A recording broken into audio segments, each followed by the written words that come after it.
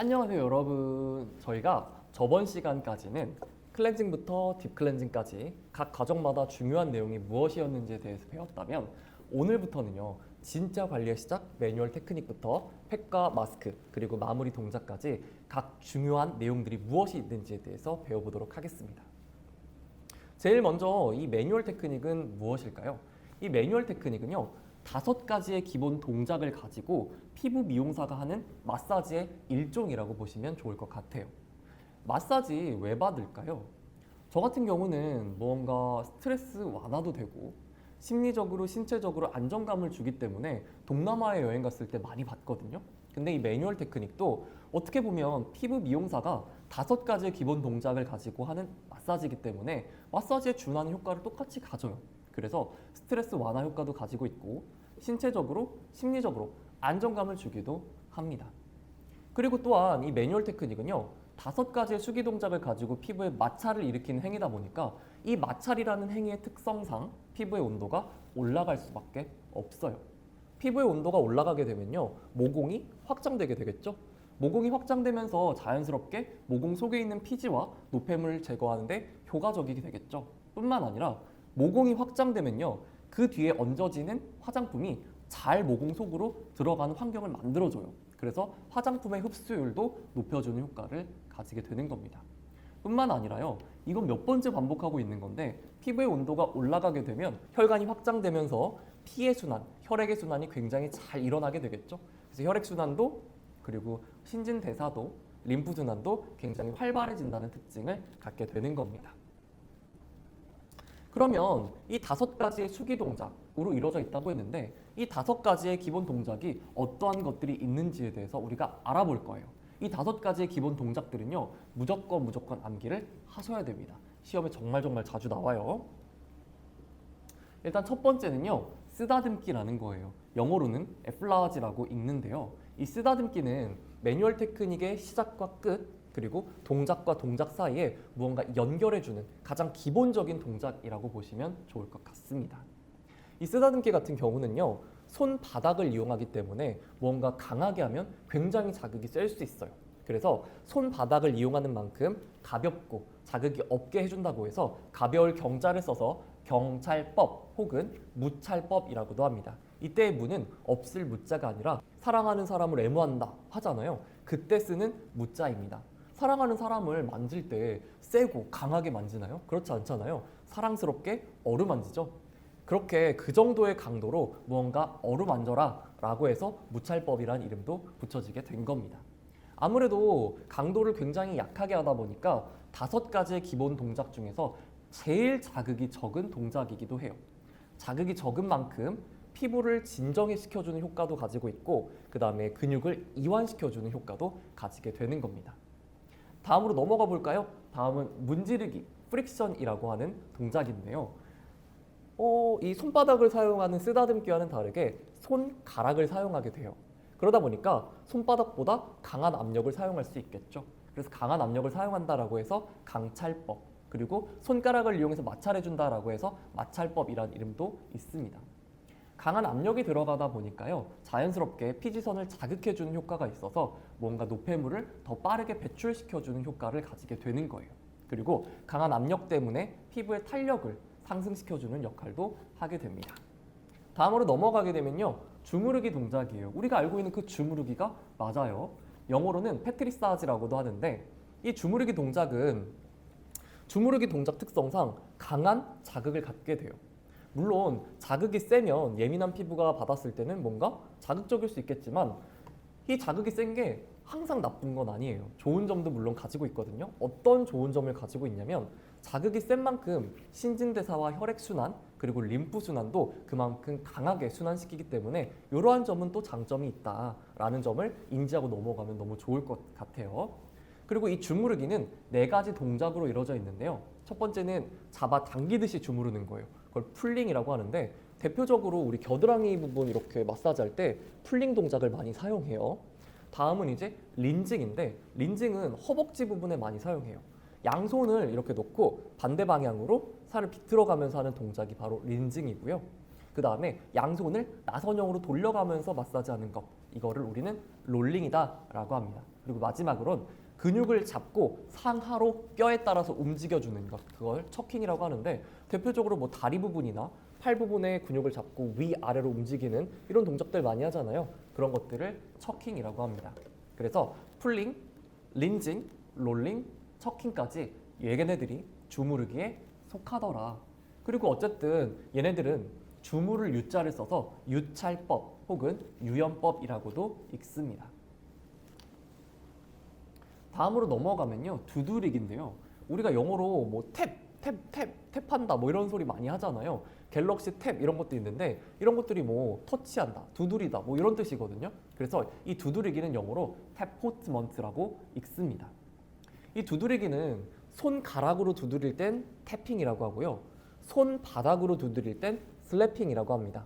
그리고 주먹으로 두드릴 땐 비팅이라고 하고 손 모양을 컵 모양으로 만들어서 곡선 형태로 두들기는 걸 커핑이라고 합니다. 그리고 마지막으로 손날을 이용해 두드리는 걸 우린 해킹이라고 해요.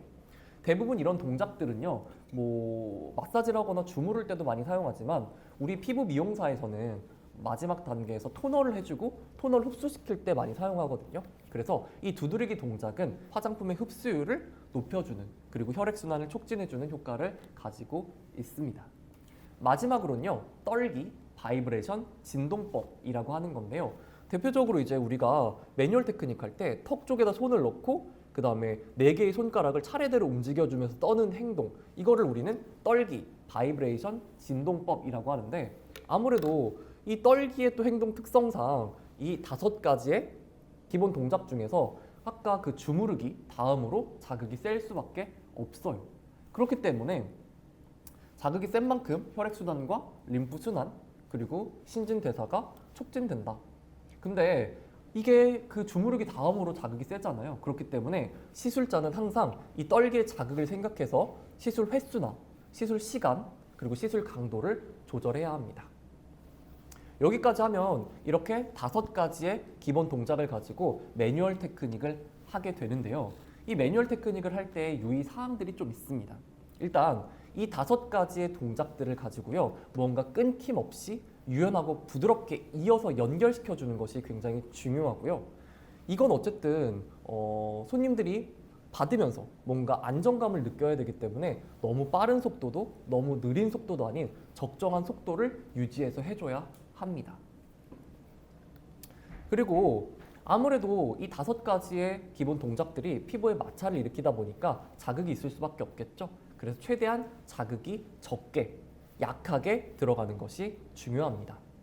그리고 우리가 마사지 받을 때 아까 심리적인 안정감을 가지려고 받는다고 했잖아요. 근데 만약에 시술자의 손이 너무 차가우면요, 손님이 긴장을 하게 되고 뭔가 불쾌감을 느낄 수 있겠죠. 그래가지고 이 매뉴얼 테크닉을 하기 이전에는 반드시 시술자의 손을 따뜻하게 유지해 주는 것이 굉장히 중요합니다. 이건 어디 나와 있냐면 앞쪽에 있어요. 그죠? 그리고 이 시술자의 손은 항상 손님의 피부에 맞닥뜨리기 때문에 시술자의 손은 항상 청결과 위생을 유지하는 것도 굉장히 중요하겠죠. 그리고 이 매뉴얼 테크닉을 하는 동안에는 이 5가지 동작에 집중해서 해야 해요. 그러기 위해서는 손님과 수다를 떠는 행위는 해서는 안 되겠죠. 다음으로는 제가 클렌징에서도 딥클렌징에서도 정말 누누이 말씀드리는 건데, 점막이나 피부 내부로 화장품이 들어가지 않게끔 주의해 주셔야 합니다. 마지막으로 우리가 봐야 될 건요, 모든 마사지들은요 항상 마사지 방향을 말초에서 심장 방향으로 향하게 합니다. 그 이유는 왜 그러냐면요, 마사지는 혈액순환이 잘 되게끔 하기 위한 행동들이잖아요. 그러기 위해선 말초에 정체되어 있는 혈액을 심장 쪽으로 보내주는 거예요. 그래서 그 심장이 펌핑지를 통해서 다시 온 몸으로 혈액이 순환되게끔 도와주는 역할을 하기 때문에 마사지는 말초부터 시작해서 심장 방향으로 피를 넣어주는 방향으로 이루어지는구나. 그리고 이건 전체적인 방향이고요. 뭔가 세부적인 방향을 한번 볼까요? 얼굴 한번 볼게요. 얼굴에 주름이 가지 않게끔 마사지를 하려면요, 너무 당연하게 안쪽에서 바깥쪽으로 마사지를 해줘야 되고요. 그리고 중력의 반대 방향인 아래에서 위로 해줘야 되겠죠. 그래서 이러한 방향들은 너무 당연한 거기 때문에 여러분들이 시험 문제에 나왔을 때 한 번만 생각해도 너무 쉽게 풀릴 수 있는 문제입니다. 우리가 이렇게 해서 유의사항들에 대해 배웠다면 그럼 어떠한 사람들에게는 이 매뉴얼 테크닉을 하면 안 될까요?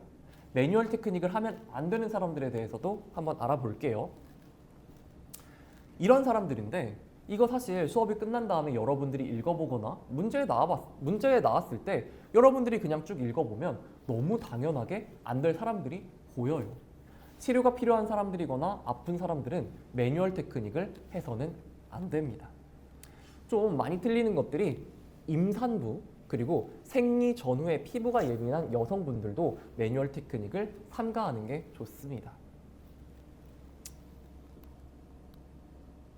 사실 이렇게 5가지의 동작을 통해서 피부 미용사가 하는 마사지를 우리는 매뉴얼 테크닉이라고 했는데요. 이 매뉴얼 테크닉 말고도 여러 마사지들이 정말 많아요. 이 마사지들은 여러분들이 한번 읽어보시면 무엇인지 쉽게 알 수 있을 거예요. 근데 그 중에서도 진짜 중요한 마사지 2개를 여러분께 소개시켜 드릴 건데 바로 이 림프 드레나지와 닥터 자켓법이라는 거예요. 먼저 이 닥터 자켓법은 이름 그대로 의사 자켓이란 사람이 고안해낸 동작인데요. 어떠한 동작이냐면 엄지와 검지 2개를 이용해서 피부를 꼬집듯이 튕겨내는 거예요. 이렇게 해주는 걸 닥터 자켓법이라고 하거든요. 근데 이 꼬집는 행위 때문에 피부 안에 있는 노폐물이나 피지가 잘 배출될 수 있도록 도와준대요. 그래서 너무나 당연하게 지성 피부나 여드름 피부에 굉장히 효과적인 방법이겠죠. 그래서 닥터 자켓법을 여러분들은 꼭 암기를 하셔야 합니다. 그리고 다음으로는 림프 드레나지거든요. 이게 얼마나 중요하면 피부 미용사 실기에도 들어가 있잖아요. 이 림프 드레나지는요, 1930년대에 덴마크의 에밀 보더라는 사람이 만들어낸 행위예요. 아까 우리 매뉴얼 테크닉 같은 경우에는요, 쓰다듬기, 그 다음 문지르기, 그 다음 주무르기, 두드르기, 그 다음에 떨기 이렇게 5가지의 기본 동작으로 이루어졌다면 이 림프 드레나지 같은 경우는요, 회전 동작과 원동작, 그리고 퍼올리기 동작, 그리고 마지막으로 펌프 동작 이렇게 총 4가지의 동작으로 이루어져 있다는 특징을 가지고 있습니다. 어쨌든 매뉴얼 테크닉도 그렇고 림프 드레나지도 그렇고 피부와 손에 마찰이 일어나는 행위잖아요. 그러다 보니까 매뉴얼 테크닉이 갖고 있던 효과를 림프 드레나지도 똑같이 갖고 있습니다. 그 중에서도 오늘 우리는 이 셀룰라이트에 대해서 조금 자세하게 한번 알아볼게요. 이 셀룰라이트는 왜 생기는 걸까요? 일단 제일 먼저 신진대사나 림프 순환이 잘 되지 않아서 생기기도 하고요. 그 다음은 혈액순환이 잘 돌지 않을 때 생기기도 합니다. 뿐만 아니라 호르몬의 불균형 때문에 생기기도 하고요. 그리고 유전적으로 생기기도 합니다. 근데 이 원인들을 보면요, 대부분 순환 장애 때문에 생기는 어떤 질환이잖아요. 그렇기 때문에 순환이 잘 되지 않아서 피부 속에 어떠한 독소나 노폐물들이 피하 지방에 쌓이고 얘네들이 배출이 되지 않으니까 피하 지방이랑 같이 딱딱하게 굳는 현상을 우린 셀룰라이트라고 합니다. 어쨌든 얘네들은 순환에 장애가 있어서 생기는 질환이기 때문에 순환을 도와주는 매뉴얼 테크닉과 이 림프 드레나지가 이 셀룰라이트를 예방해주고 개선하는 데 큰 효과를 주겠구나라는 건 상식적으로 여러분들도 느끼실 거예요. 우리가 이렇게 해서 매뉴얼 테크닉, 림프 드레나지, 여러 마사지를 했다면 피부에 자극이 있을 수밖에 없겠죠. 그래서 진정작용을 해줄 수 있는 팩과 마스크에 대해서 배워보도록 할 거예요. 이 팩과 마스크는요, 뭔가 비슷하지만 극명한 차이점이 있습니다. 팩은 일단 시간이 흘러도 딱딱하게 굳진 않아요. 그리고 외부의 공기가 안으로 유입될 수도 있어요. 반면에 마스크는요, 굳으면 딱딱해져요. 그래서 외부의 공기가 내부로 유입이 잘 되지 않아요. 외부의 공기가 내부로 유입되지 않다 보니까 전에 발랐던 화장품을 피부 깊숙이 침투시켜주는 역할을 하기도 합니다. 이 팩과 마스크는요, 형태에 따라서 여러 분류가 있고요. 제거 방법에 따라서 여러 분류가 있습니다. 뿐만 아니라 온도에 따라서 뜨겁냐, 차갑냐에 따라서 웜마스크, 콜드마스크로 나뉘기도 합니다. 우리 그 실기시험 때 보는 모델링 마스크랑 석고 마스크를 한번 생각해 볼까요? 두 제품 모두 다 파우더 형태로 되어 있죠. 파우더 형태로 되어 있어서 물에 개어서 얼굴에 올려 사용합니다. 얼굴에 올려서 얘가 굳으면서 석고팩은 따뜻해지는 마스크예요. 그래서 웜마스크에 들어가고요. 모델링 마스크는 딱딱하게 굳으면서 차가워지는 특징을 가지고 있죠. 그래서 콜드 마스크에 들어가게 됩니다. 석고 마스크는 따뜻해짐으로써 모공을 확장시키겠죠. 모공을 확장시키면서 모공 속에 있는 피지나 노폐물들을 잘 제거시켜주는 노폐물 제거의 효과가 있고요. 그 다음 따뜻한 걸 올리다 보니까 혈관이 확장되고 혈관이 확장되면서 혈액순환, 림프순환, 신진대사를 촉진시켜주는 역할을 하기도 합니다. 뿐만 아니라요. 석고팩이나 모델링팩 모두요. 피부에 밀착돼서 굳고 굳으면 떼어내는 행위잖아요. 그러다 보니까 이 죽은 각질들이 팩과 같이 떨어져 나가는 효과를 갖게 돼요. 그래서 죽은 각질을 제거해주는 효과도 같더라. 뿐만 아니라요. 상식적으로 우리 모든 팩들 왜 사용해요? 피부에 보습을 주고 탄력을 주기 때문에 하는 거 아니에요? 그래서 우리가 이 팩과 마스크에 대한 효과는 이걸 따로 암기할 필요 없이 여러분들이 팩과 마스크 하나를 집어 넣어보기만 해도 너무 쉽게 문제가 풀리기 때문에 우리가 이게 문제에 나왔다면 석고팩, 모델링팩 하나를 집어 넣어서 어떤지 그 효과에 대해서 비교해보고 문제를 풀면 너무 쉽게 풀립니다. 그러면 이 마스크에는 어떠한 종류들이 있는지에 대해서 배울 건데 제가 방금 석고 마스크랑 모델링 마스크를 말씀드렸어요. 그럼 이거 말고 또 뭐가 있을까요? 바로 콜라겐 벨벳 마스크와 왁스 파라핀 마스크가 있습니다. 왁스 파라핀 마스크는 뭐냐면요. 여러분들 촛불 생각하시면 좋을 것 같아요. 이 촛불에 불을 붙이면 촛농이 되잖아요. 이 촛농 같은 걸 얼굴에 발라주는 겁니다. 그래서 얘네들이 굳게 되면 떼어내는 게 왁스 파라핀 마스크인데요. 이 석고 마스크와 굉장히 유사한 특징을 가지고 있어요. 그럼 다음으로 이제 우리가 배울 게 콜라겐 벨벳 마스크인데 이건 뭐냐? 콜라겐을 건조시켜서 종이 형태로 만든 마스크를 콜라겐 벨벳 마스크라고 하는 거예요. 건조시켰기 때문에 사용 직전에 물에 적셔서 반드시 사용해 줘야 합니다. 그리고 마스크의 특성상 외부에 있는 공기가 유입되지 않게 하는 게 목적이기 때문에 피부 안쪽에 그리고 콜라겐 벨벳 마스크 안쪽에 공기가 들어가지 않도록 잘 밀착시키는 것이 중요합니다. 근데 얘 같은 경우에는요. 석고 마스크랑 모델링 마스크와는 다르게 딱딱하게 굳어서 떼어낼 때 피부에 자극이 없어요. 얘는 잘 마르지 않기 때문에요. 떼어낼 때도 자극 없이 떨어져요. 모든 피부가 자극 없이 사용할 수 있다는 특징도 가지고 있습니다. 다음으로 넘어가면 이제 팩에 대해서 알려드릴 건데요. 팩 중에서도 좀 특이한 팩 두 개를 여러분들께 알려드릴 거예요. 그게 바로 천연팩과 한방팩인데 이름상 뭔가 비슷할 것 같지만 극명한 차이점을 가지고 있습니다. 일단 천연팩은요. 천연 재료를 사용하는 거예요. 뭐 예를 들어서 딸기, 바나나, 뭐 블루베리를 갈아서 올린다거나 이러한 천연 재료들을 사용해서 마치 팩으로 올려주는 걸 천연팩이라고 하는데요. 천연 재료 특성상 수분이 많이 함유되어져 있기 때문에 변질과 뭔가 산패의 위험이 굉장히 높습니다. 그렇기 때문에 1회 분량만 만들어 쓰고 나머지 것들은 폐기해 주는 것이 좋겠죠. 그리고 천연 재료에 알러지 반응이 있는 사람은 심한 부작용을 일으킬 수 있기 때문에 내가 이 천연팩을 사용하기 이전에 내가 이 천연 재료에 대한 알러지가 있는지 없는지 테스트한 후 사용하는 것이 중요합니다. 반대로 한방팩 같은 경우에는요.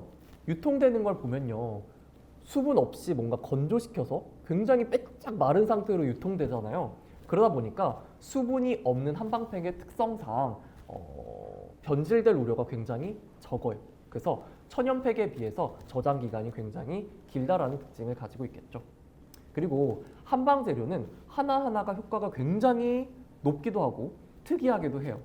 근데 이 효과가 좋은 한방 재료들을 여러 개를 섞어 쓰다 보면 각각의 효과들을 약간 상쇄시키는 그런 부작용이 있을 수도 있고요.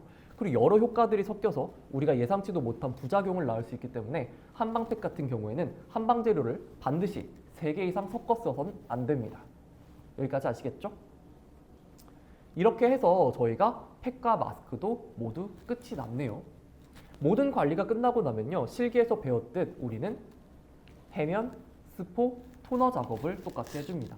이 토너 작업이 끝나고 나면요. 화장품을 발라주고 마지막 단계에 자외선 차단제를 발라주는 게 이 마무리 단계가 되겠습니다.